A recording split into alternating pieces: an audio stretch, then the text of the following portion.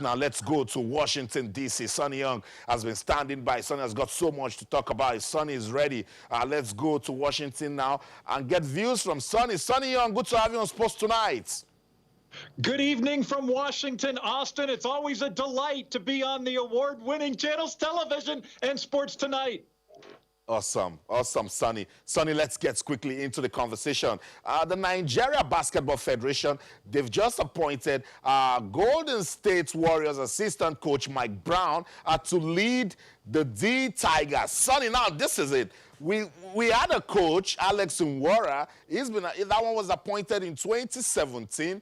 Took the team to the AfroBasket Championship, took the team to the World Cup. Now, followers of basketball in Nigeria, they're asking questions. Why tell that man to now be an assistant to Mike Brown? Sonny, tell me more about this man. Interesting selection, Austin. I did hear the comments from Musa Kita, the president of the Nigeria Basketball Federation. He almost made it sound like Alex Nwora and Mike Brown were sort of on equal footing a little bit, that they'll be on the bench together. But I do think Mike Brown is going to have the final say in terms of the Tigers and their strategy in Tokyo, as well as the players that are on the team. From my perspective, Austin, I think it's mainly because of Mike Brown's extensive NBA experience.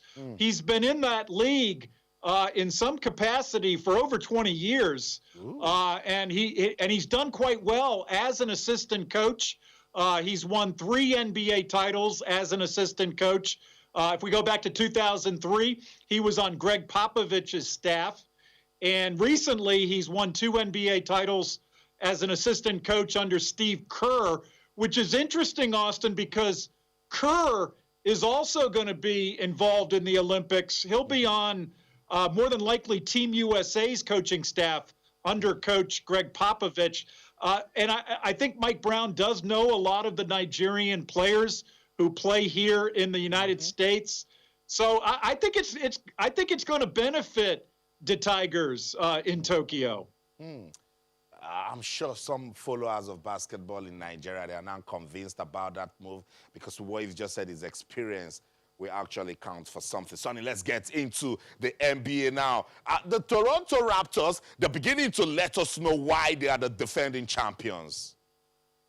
Austin, they lost Kawhi Leonard in the offseason, but now the Raptors are on a roll.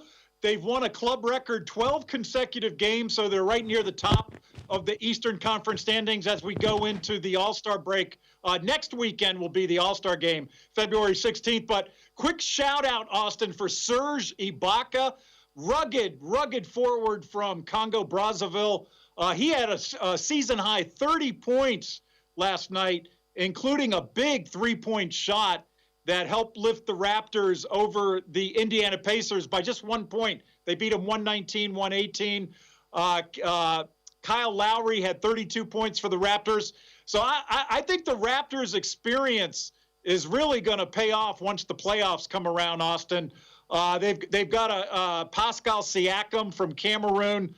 He has improved by leaps and bounds this season. He's going to start in the All-Star game on February 16th.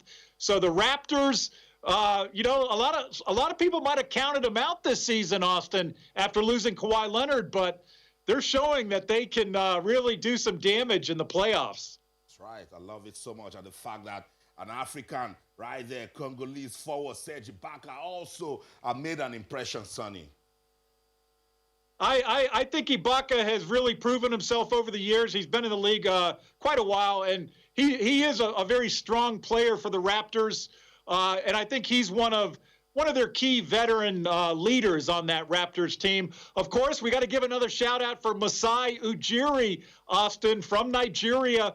He's the president of the Raptors, and he has really put together a very strong international squad there in Toronto, Canada. I love it. I love it so much. Still with the NBA, Sonny, show no mercy. Who are we testing tonight for the alien DNA?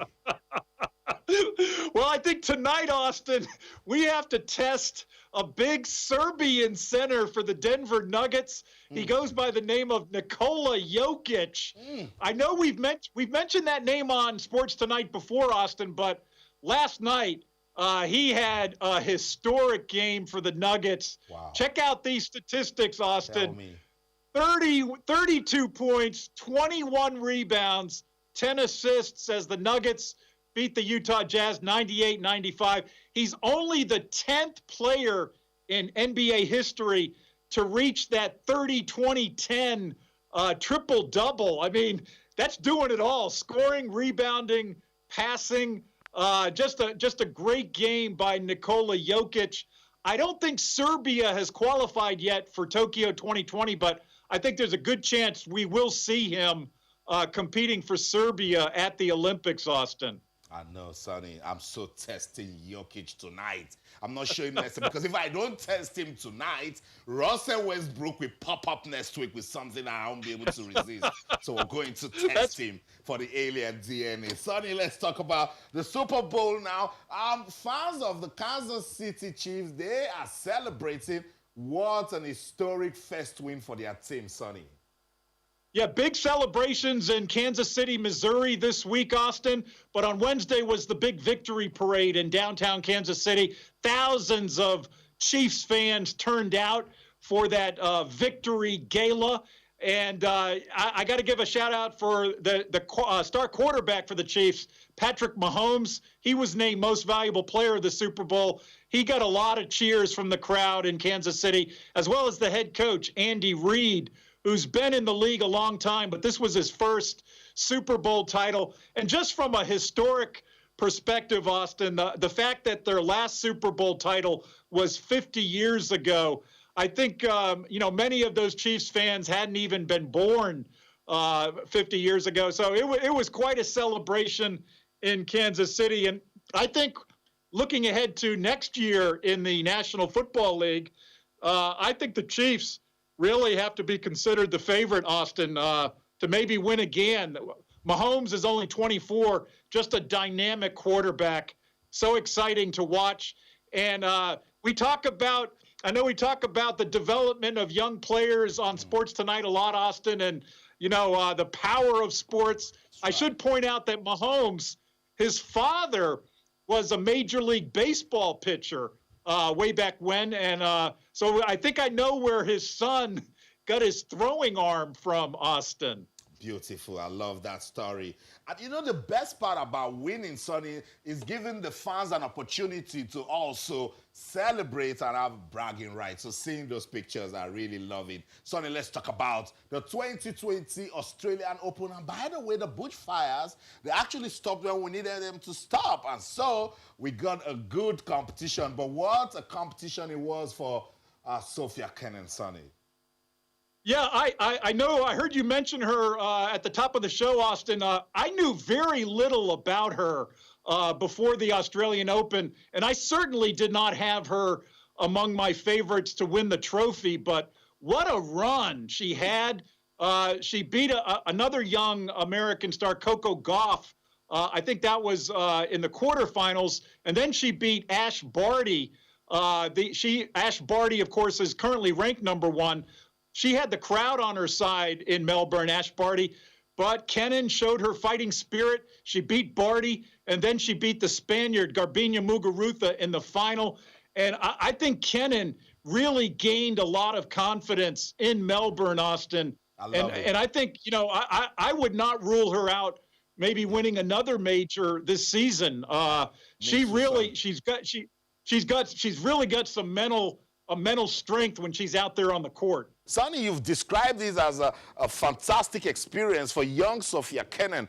What sort of experience was it for Novak Djokovic? Because he keeps winning all of the titles in Melbourne, Sonny. Yes, Djokovic back on top of men's tennis. He reclaimed the #1 world ranking with his performance in Melbourne, Austin, and I think he could be having another big season in 2020. He rolled over Roger Federer in the semifinals. I know Federer did have problems with his groin injury, but Djokovic won in straight sets. And then against Dominic Thiem, again, Thiem played a very good match, Austin, and Djokovic gave him credit. But Djokovic right now, he looks really, really good. This was his 17th major title at the Australian Open, so he is well within striking range, Austin, of both Rafael Nadal, who's got 19 majors, and Federer, who's got 20. Yeah, it's interesting. The big three. Djokovic seems like he's the one maybe with the biggest engine right now, Austin.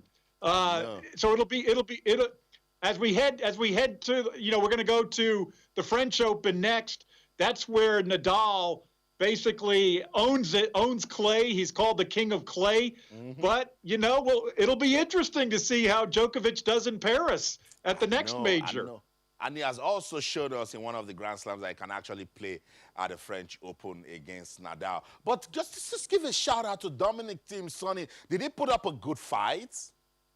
I think he did, Austin. I don't think he has anything to be discouraged about.